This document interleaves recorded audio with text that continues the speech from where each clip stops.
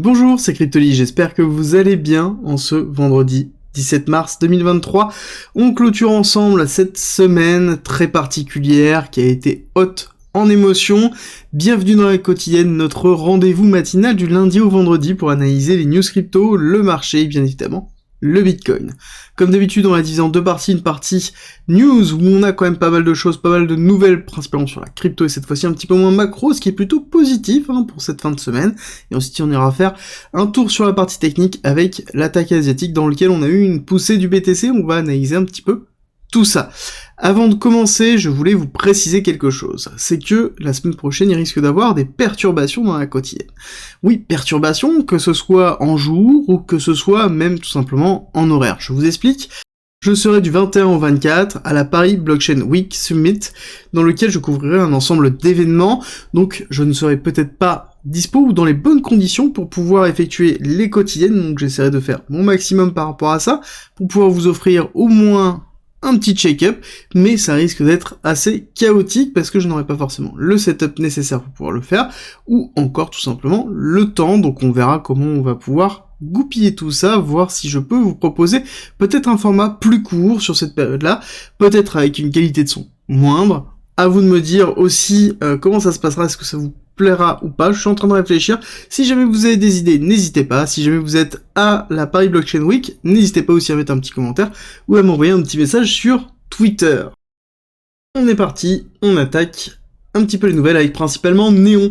Néon qui nous fait un très beau thread pour nous expliquer un petit peu le but de l'account abstraction dont on a parlé déjà sur Ethereum, qui est vraiment, je pense, une grosse évolution que l'on va avoir, notamment dans la sécurité d'un compte dans lequel on n'aura plus forcément besoin d'une clé privée, mais pas que, on va pouvoir programmer un compte, pouvoir justement lui donner une maturité suffisante pour pouvoir aller sur des produits complexe. Alors Néon, il faut comprendre ce que c'est globalement la blockchain, enfin en tout cas une application qui est raccordée à la blockchain Solana qui permet de pouvoir porter des applications EVM compatibles. D'accord? Donc c'est quelque chose qu'on attendait depuis très longtemps. Solana s'est développé sans EVM compatible, donc ce qui était plutôt positif, et justement les développeurs qui sont présents sur Solana sont présent parce que c'est Solana, pas parce que c'est une énième EVM compatible. Donc on a vraiment quelque chose qui est assez fort, et le thread est très intéressant. Comme d'habitude, je vous rappelle aussi que tous les threads et toutes les nouvelles que je vous donne, vous les retrouverez sur mon Twitter directement, donc Cryptolyse_tech, donc qui est en description et en commentaire de cette vidéo. Là-dessus, vous aurez absolument tous les liens pour pouvoir lire vous-même les différents thread. À côté, nous avons la super nouvelle, comme d'habitude, on a la Fed qui a ouvert les robinets sur les banques. Attention, ce n'est pas sur le marché total, donc là on a une ouverture des liquidités pour, en fait, empêcher tout simplement un liquidity crunch, donc tout simplement une contraction de la liquidité forte sur les banques, qui entraînerait justement des faillites en cascade. Le fait qu'on bloque sous forme de prêt avec des collatéraux sur les marchés permet justement d'éviter ça. À voir comment ça va se dérouler sur le long terme. Je vous avoue que c'est très compliqué à lire en termes de projection. À côté, nous avons Binance. Avec tout ce tumulte, on a failli passer à côté le Launchpad qui se lance aujourd'hui au 22, si je ne dis pas de bêtises. Donc, comme d'habitude, il faut avoir les BNB stockés sur Binance pour pouvoir avoir des tickets pour pouvoir rentrer sur Space ID Protocol. Donc, je n'ai pas regardé le projet pour l'instant, je le regarderai certainement cette semaine. À côté, nous avons Arbitrum qui lance justement son token ARB. Donc ça, je vous en avais parlé déjà depuis un certain temps. Donc on va avoir l'airdrop qui va tomber, et il faut aller sur arbitrum.fondation, donc très simple, pour pouvoir collecter votre wallet et savoir si vous êtes éligible ou non, justement, au drop des ARB, et le drop sera dans 6 jours, donc vous avez le temps justement de faire peut-être des manipulations pour pouvoir avoir accès à ce airdrop, et en cliquant sur Connect votre wallet, vous aurez accès à tout ça, toutes ces informations, donc n'hésitez pas à regarder. À côté justement de Arbitrum, on parle bien du token pour bien comprendre la répartition. Nous avons un boss thread de Jack qui nous explique un petit peu comment ça fonctionne et quelle est la répartition justement des différents tokens. Il nous fait une petite projection en termes de liquidité sur justement ARB et les évolutions du prix au niveau de l'ARB, que ce soit par rapport à Optimism et aux autres tokens de L2. On continue avec Polygon qui nous annonce que son co-founder est en train de partir de la structure mère pour développer le projet Avail, qui était à l'origine sous le flag Polygon, mais qui est retiré de Polygon pour être développé à part. Avail est un projet de blockchain modulaire pour pouvoir offrir en fait des bouts séquencés de process métier d'une blockchain à des projets ou d'autres blockchains. Donc c'est très intéressant comme concept. On a aussi Celestia qui est dans le même style, et là ce serait sur Polygon du coup, enfin ce ne serait pas sur Polygon, mais ce serait derrière un nouveau projet, mais avec le soutien de Polygon, même s'ils disent qu'ils sont détachés, je pense qu'ils resteraient très proches quand même. On terminera sur cette nouvelle, c'est justement un projet de loi sur le Parlement européen, principalement sur la gestion des wallets digitaux, avec la possibilité de l'intégration des Zero Knowledge Proof pour protéger justement les wallets des citoyens européens, ce qui est plutôt positif. Et c'est tellement positif, ce type de réflexion qu'il y a actuellement en Europe, contrairement à ce qui est en train de se passer aux États-Unis, qu'il faut vraiment le noter. C'est pour ça que je voulais vraiment faire une petite news dessus pour donner aussi l'explication que actuellement aux US on est en train d'appuyer très fortement sur la crypto, on a la SEC, on a l'administration Biden et la Fed qui sont aussi en train d'appuyer, on a toute une schématique qui est en train de se faire dans lequel on a par exemple lors du crash de la Signature Bank, les repreneurs ont dans l'obligation pour pouvoir reprendre la banque d'annuler en fait tout ce qui est lié à la crypto, de refuser tout projet ou tout business lié de près ou de loin à la crypto. Et ça c'est un message qui est très très fort, et là-dessus, est-ce que c'est pas le moment où l'Europe pourrait arriver à se différencier et saisir une opportunité qu'elle n'a pas réussi à saisir avec principalement Internet? En tout cas, c'est ce que j'espère. Aujourd'hui, nous avons quoi? Nous avons l'IPC en Europe. Hier, nous avons eu l'augmentation de 0,5 de Madame Lagarde, classique. Donc là, on n'a rien, et globalement, on va pas se leurrer, elle n'a pas arrêté l'augmentation, et vu le retard que l'Europe a dessus, c'est en même temps normal, il n'y a pas à se rougir, en fait, d'hésiter. Là, il n'y a pas eu d'hésitation, Lagarde y est allée, franco, alors qu'elle a hésité au début à s'y mettre, et là, il va, alors qu'on a une crise de liquidité sur beaucoup de banques. La véritable question, elle va se poser la semaine prochaine avec la Fed. Alors oui, l'IPC Core va être regardé au niveau de l'Europe, mais bon, on voit qu'on est sur une stabilisation. Donc ce n'est même pas une phase de descente. Donc dans tous les cas, même si on est un petit peu en dessous ou un petit peu au-dessus, ça ne bougera pas grand-chose, et en tout cas ça ne fera pas bouger grand-chose, ça ne donnera pas le go ou non pour la Fed. L'élément marquant sera la semaine prochaine, la Fed, la remontée des taux, 0, 0,25, 0,5. Qu'est-ce qui va faire le plus mal? 0,5. Clairement, 0, ça m'étonnerait qu'on soit à 0, peut-être 0,25 pour plusieurs mois, pour pouvoir continuer une augmentation peut-être plus légère. On a terminé sur les nouvelles, on va attaquer la partie technique après une courte pause. Cette vidéo est sponsorisée par Bybit, qui est l'exchange que j'utilise depuis quasiment 1 an et demi maintenant, et qui est l'exchange que j'utilise d'ailleurs le plus, qui est le deuxième en termes de volume, et qui propose toutes les fonctionnalités nécessaires pour pouvoir faire du trading, de l'achat et de la gestion, et de l'investissement en crypto, dans lequel on retrouve du spot, des produits dérivés, des NFT, le earning classique, on a possibilité d'acheter, ils ont des options aussi, il y a toute la partie DEX qui est intégrée directement avec une partie justement exchange décentralisée, on a bien évidemment les grid bots et les bots de trading avec notamment le bot de DCA si on veut faire de l'investissement long terme qui est très bien fait, je vous ai fait des vidéos dessus. On va retrouver une interface soignée au niveau du trading sur les dérivés. Donc on a vraiment en fait une plateforme complète qui est non KYC et qui est gérée en plus à travers le BIT, donc son token, qui est le token lié à la DAO de Bybit. Donc c'est un point positif en plus. En commentaire et en description, vous retrouverez mon lien d'affiliation dans lequel vous avez un bonus de 4500 $ à l'inscription sur votre premier dépôt et moins 10% sur les frais. N'hésitez pas à la tester et on reprend la vidéo tout de suite. Partie technique qui commence comme d'habitude par un petit rappel de la situation où nous sommes. Nous avons terminé les vagues héliotistes, nous sommes actuellement dans la fin de retracement. Ce fin de retracement, nous sommes bien dans le 618, enfin en dessous du 618 du retracement de Fibonacci de l'ensemble du mouvement du BTC. Donc nous sommes toujours, et même à la limite, on pourrait le dire à l'heure actuelle, ça fait du bien d'ailleurs de le dire, mais on est à la limite de la zone de rechargement long terme, DCA du Bitcoin, qui se situe en dessous des 26 500, et oui, parce que nous nous rapprochons fortement des 26 500, nous avons une poussée à 2h du matin par le marché asiatique qu'on ira voir tout à l'heure, qui vient compléter justement la première poussée que l'on a eue.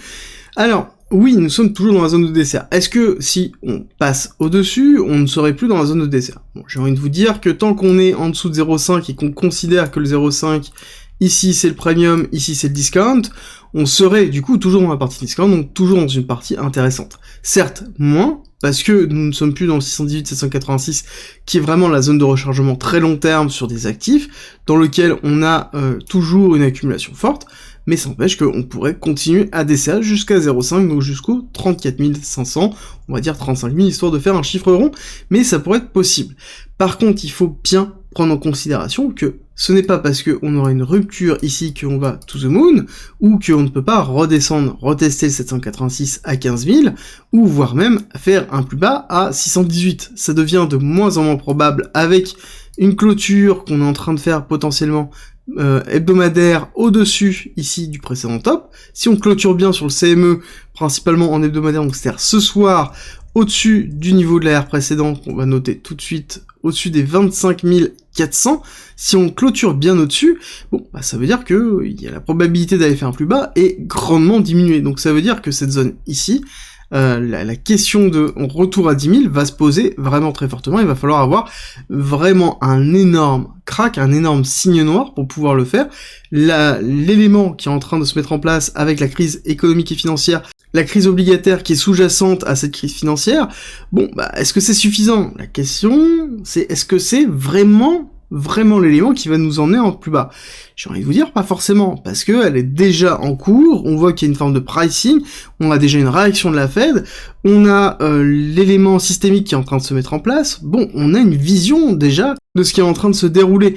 Donc, pour moi, j'ai tendance à vous dire que oui, on peut retracer à cause de cette crise, on peut rester sous une forme de ranging à cause de cette crise, mais pour moi, ici, si on clôture bien au-dessus, techniquement, on est en train de se dire que les 10 000, on les verra pas tout de suite, voire jamais, et que il faudra vraiment avoir un signe noir très très fort pour pouvoir nous emmener. Signe noir qui pourrait être, pourquoi pas, une interdiction forte de la crypto sur le territoire américain. Bon. Est-ce que j'y crois à ça? Absolument pas. À partir du moment où on a plus de 20% de la population américaine qui possède justement des assets digitaux, je pense que c'est juste impossible, voilà, de se dire que 20% de la population, ce que vous avez acheté, voilà, vous avez plus le droit de le posséder, et que dans tous les cas, ça dirigerait le business ailleurs.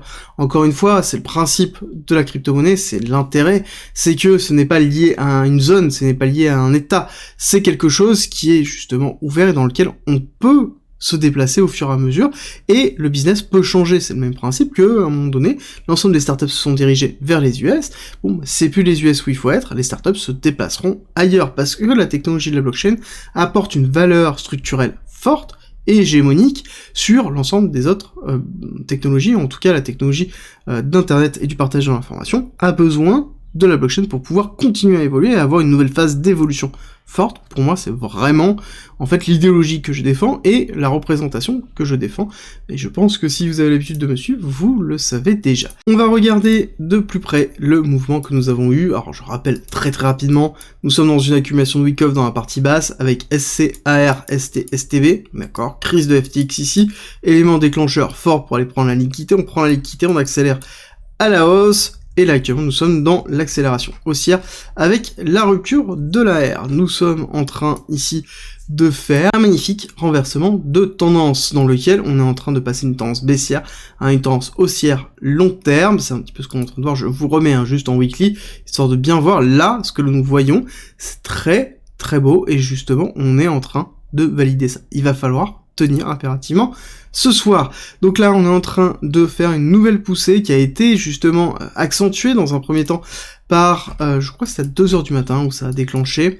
C'est ça, là, sur la rupture, 2h du matin, ça a déclenché avec une énorme accélération qui nous a donné un énorme short squeeze, et on voit qu'on a eu une petite phase de consolidation ce matin, et on voit qu'on est en train de réouvrir à la hausse, avec une accélération, peut-être une rupture bientôt des 26 500, et on n'est pas loin, justement, du gap CME pour pouvoir combler cette partie de gap CME de rupture et retourner dans des zones qu'on n'a pas connues depuis, justement, le break de Celsius, et ça, c'est très important, ça veut dire qu'on revient dans des niveaux niveau qui date d'il y a 9 mois. Et là-dessus, ça veut dire aussi qu'on a réabsorbé une grosse partie de liquidité. Ce qui est aussi intéressant, c'est de le replacer dans un contexte macroéconomique. Le contexte macroéconomique est que on a toujours de l'inflation, on a toujours une augmentation des taux de la Fed, on a des taux très hauts déjà mis en place par la Fed, on a une crise de liquidité au niveau des banques, bon, et pourtant, on voit un BTC qui pousse, et qui pousse fort, fort, très fort. Alors, là-dessus, j'avais plus tendance à voir, à un moment donné, un retest de l'OB qui se trouve ici, pour pouvoir faire un retest bearish. Bon, là, vu comme c'est en train de pousser, je pense que ça ne va pas être le cas, je pense qu'il y a beaucoup de personnes qui se sont mis à shorter et qui se sont fait squeezer directement ici, hein, d'accord, d'où l'accélération qu'on est en train de voir. Il est même fort probable d'aller chercher ici le top pour pouvoir reconsolider au-dessus, et ça, ce serait excessivement bullish pour la fin de journée, et justement pour une rupture weekly, et là-dessus, on serait vraiment dans un retournement de situation, et vraiment bullish. On va voir rapidement l'order flow qui est aussi bullish, hein, on va pas se leurrer. Les positions des top traders sont vraiment à la hausse, on est en train d'aller chercher des niveaux, comme on a pu connaître ici, ou ici, d'accord, qui sont majoritairement des tops de structure avant des chutes. Bah oui, avant des chutes. Là-dessus, si on regarde bien l'order flow, on voit qu'on arrive dans une zone où on est dans les 56-57%. On voit que la totalité des comptes sont généralement dans une forme d'incertitude, et c'est exactement ce que l'on voit aussi ici, avec ce top-là. C'est exactement ce que l'on voit dans ces tops ici, avec l'incertitude qui se trouve là. Donc à chaque fois, on a en fait des tops de structures qui se mettent en place, ici avec un break baissier. Donc de toute façon, dans tous les cas, on se le cache pas, on sait qu'on va avoir une respiration. La seule question, c'est est-ce que cette respiration va arriver tout de suite, ou est-ce qu'on va continuer à pousser un petit peu plus, rester jusqu'à la fin de journée, et voir commencer la respiration le week-end, et semaine prochaine, avec peut-être une cassure baissière où on irait retester, on va regarder tout à l'heure, mais des niveaux comme celui-ci ou celui-ci, on va aller voir justement tout de suite. Au niveau du cours, tac, ça veut dire qu'on se placerait ici sur une accélération haussière, donc là on aurait une chute, hop, une deuxième, là-dessus où on pourrait aller retester tout simplement ce niveau-là. D'accord, les 25 200, en fonction de l'accélération qu'on aura, on pourrait aller retester le niveau des 25 200, qui serait d'ailleurs le niveau de l'air, hein, d'accord, qui est cette ligne blanche que j'ai mis en place, qui serait justement la zone qui nous a retenu pendant un certain temps, qui deviendrait, si on structure au-dessus, support, et s'appuyer dessus pour faire un retest, pour pouvoir repartir à la hausse. Clairement, ça, ce sera joué. Clairement, ça se sera joué majoritairement à la longue.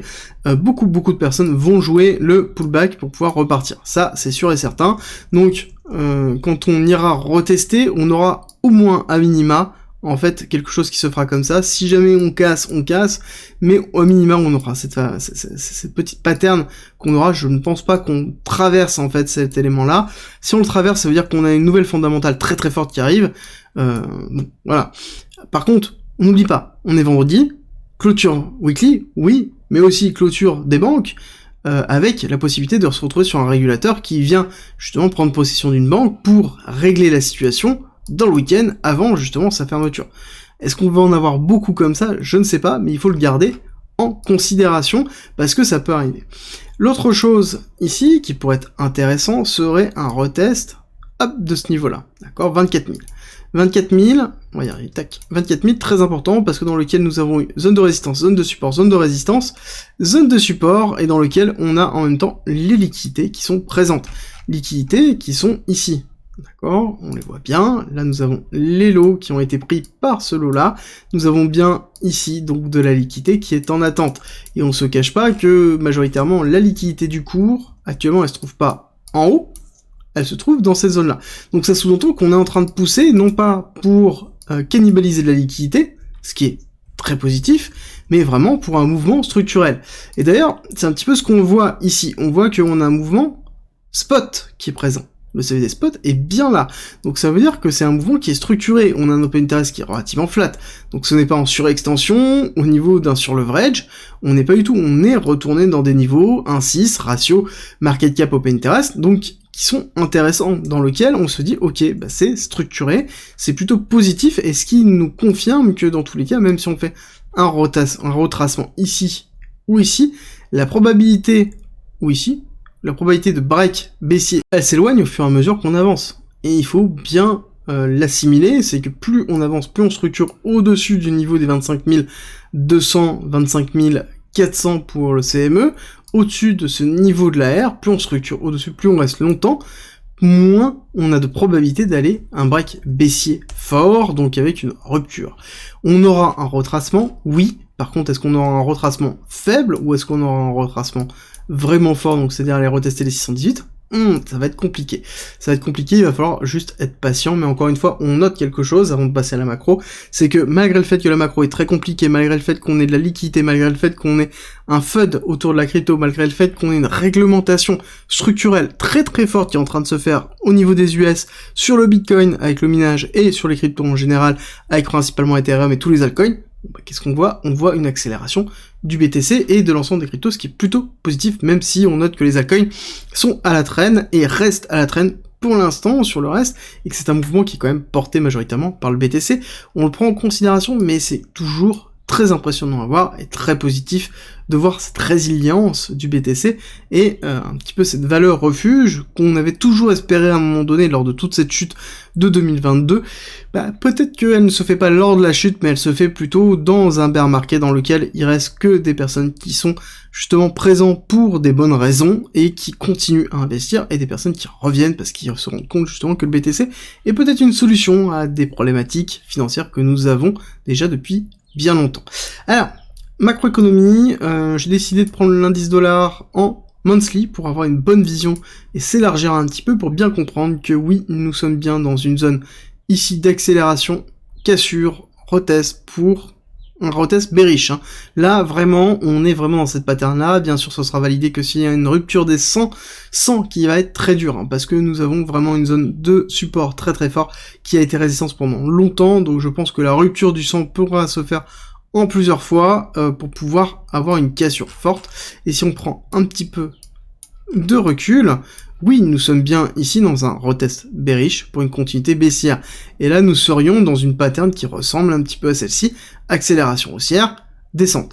Alors par contre, on n'est pas forcément dans la même période, on était en 2022-2023, donc on est dans quelque chose qui est encore différent, même si on a eu l'explosion de la bulle .net, mais on serait dans cette schématique-là avec un US dollar qui justement continuerait sa chute, et si on prend l'exemple ici, ça sous-entend qu'on aura un US dollar qui aura une rupture des 70 à terme. Par contre, ça va être compliqué, on est d'accord. Là, on a quand même la barre des 100, et on a après toute cette zone de travail qui a été vraiment très forte entre 100 et 90, dans lequel ça va être très très dur d'enfoncer, mais bon, là en l'occurrence, on est plutôt en train de partir là-dessus, et il faut le prendre en considération pour l'évolution justement du cours, parce que le DXY, c'est justement la force de l'ensemble des marchés américains, qui est dépendant de l'évolution du dollar, et c'est un petit peu le moteur de l'accélération ou de la chute justement des gros indices. Alors, sur le Nasdaq, rapidement, on voit que on a, pareil en monthly, une grosse accélération très forte, on voit qu'on a eu un très beau rebond qui a été effectué, et on est en train d'aller chercher ici les niveaux d'aplat de 12 800, qui correspond en même temps au top du mois précédent. Sur une rupture, on pourrait aller chercher beaucoup plus haut, au 13 600. Alors là-dessus, il va falloir faire attention, parce qu'on a le Nasdaq qui est en train justement d'accélérer, ok.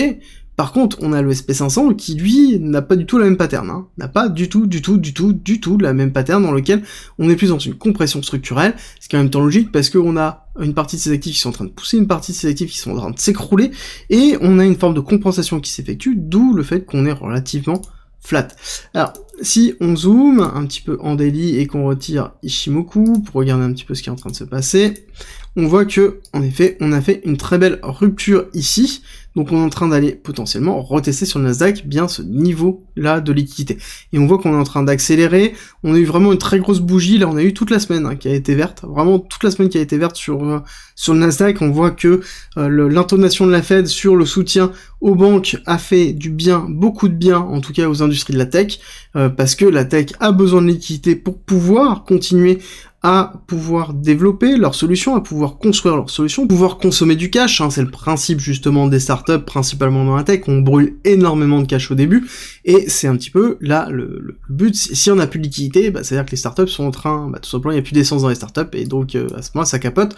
Bon, là, c'est pas le cas, on voit que on est en train de repousser avec justement l'annonce de la Fed, ça a plutôt bien marché, mais par contre, le Nasdaq, lui, est en train de s'enfoncer très très fortement, comme je vous l'ai dit. On retire pareil un petit peu tout, Ichimoku, on remet, et on voit que c'est pas du tout les mêmes types de patterns que l'on a. On n'a pas fait de rupture haussière, on est plus dans une forme de retest bearish pour une continuité baissière sur le SP500, avec comme target les 3700. Ce qui est intéressant, ça veut dire qu'on a un SP500 qui est en train de se polariser avec justement le Nasdaq. Ça veut dire qu'on a un SP500 qui s'enfonce, alors qu'on a un Nasdaq qui est en train de pousser. C'est assez rare. C'est vraiment assez rare, d'ailleurs je pense que je vous ferai une vidéo dessus, sur les différentes fois où on a eu ça, mais en l'occurrence c'est vraiment suffisamment pour pouvoir le noter. Je pense que le Nasdaq va aller chercher ici cet equal high, donc vraiment les 12 800, avant de potentiellement faire un retracement, et accompagner le SP500. Pour moi le Nasdaq c'est pas durable, clairement c'est pas durable.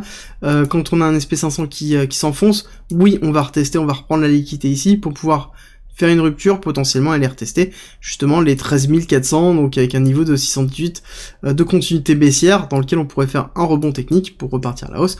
Là-dessus, on va peut-être un petit peu trop loin dans la représentation, on est en train d'essayer d'anticiper, il ne faut pas anticiper, il faut juste considérer ce que l'on voit, et là ce que je vois, c'est justement quelque chose qui va chercher la liquidité, avant de faire un retest bearish, parce que, justement, on a un SP500, dans tous les cas, qui appuie fortement sur le marché américain, et bah forcément ça joue énormément sur l'ensemble du marché.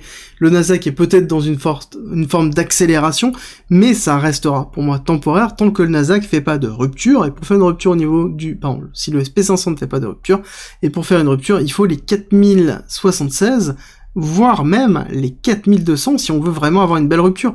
Quand on regarde un petit peu ce qui est en train de se passer là, on voit qu'on n'a pas fait les gros break-off structure. D'accord, on voit que structurellement, on a un qui se trouve ici, on a un qui se trouve là, ok, mais on n'a pas fait de rupture ici pour se dire qu'on va casser ici, structure au-dessus pour repartir, retester et repartir là. Donc on a des niveaux ici qu'on n'a pas fait. Oui, on a quelque chose qui est plutôt bullish dans le sens où les lows sont de moins en moins bas et que on n'a pas fait de rupture baissière, ou globalement on pourrait dire qu'on est dans une forme... Attends, je vais nettoyer un petit peu parce que quand même c'est un petit peu compliqué de lire, mais on est dans une forme, on pourrait se dire qu'on est dans une forme de compression qui est en train de se faire comme ça, pourquoi pas, au niveau du SP500. Mais pour l'instant, ça reste quand même très faible, et je pense que c'est une représentation de l'incertitude du marché US sur la crise financière qui est en train d'arriver. Si la vidéo t'a plu, dis-le moi en commentaire, like, partage, ça m'aide beaucoup, et n'oublie pas que tu as en commentaire et en description aussi le Discord qui est gratuit, qui regorge d'informations, qui a un parcours pédagogique mis à disposition pour pouvoir avoir énormément d'informations. Tu y retrouveras aussi beaucoup de choses, comme par exemple plein de discussions enflammées, tu y retrouveras de la fiscalité, de l'investissement, du trading, de la DeFi, et aussi un coin premium dans lequel tu as mes briefs, mes investissements, mon portefeuille, mes gridbots, tu vas avoir aussi des stratégies automatisées, tu vas retrouver aussi des discussions et des accompagnements justement avancés pour pouvoir progresser plus rapidement, que ce soit dans l'investissement, le trading, ou même tout simplement dans un point de vue psychologique en termes d'investisseurs. Donc rejoins-nous, ça se passe en commentaire et en description. Je te dis à très vite.